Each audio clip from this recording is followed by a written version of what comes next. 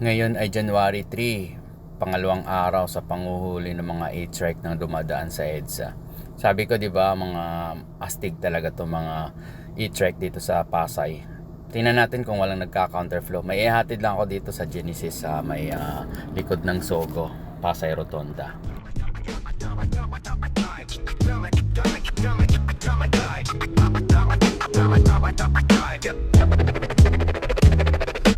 Tsaka ito pa yung mga jeep dyan. Humihinto, kita mo namang may ginagawa dyan. Pwede naman sila sa dulo dun sa may Jollibee. Sa may harap mismo ng enforcer, napapabusin na tuloy yung bumbero. Tigas talaga ng ulo, magkano ba talagang bigayan dyan?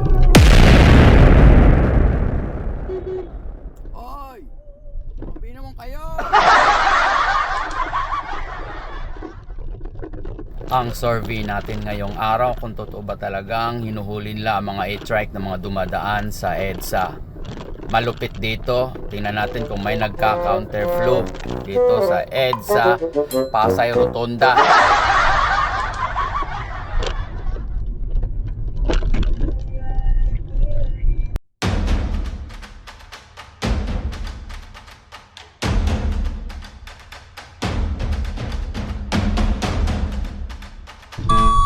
Ayaw, di ba? Kukulit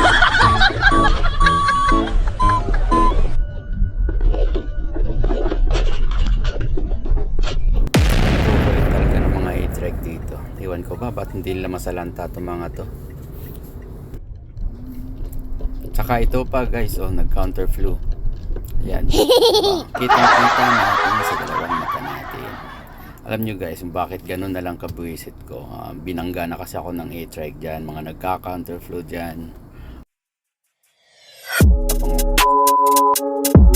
At ang sabi sa akin, wala silang lisensya, mahirap, walang pambayad yung driver, kaya wala tayong magawa. Tsaka yung mga jeep dyan, sanay ng traffic dyan sa Pasay Rotonda, magkabilaan kung saan nagbababa ng pasahero at namimake up. Ingat po ang lahat, drive safe.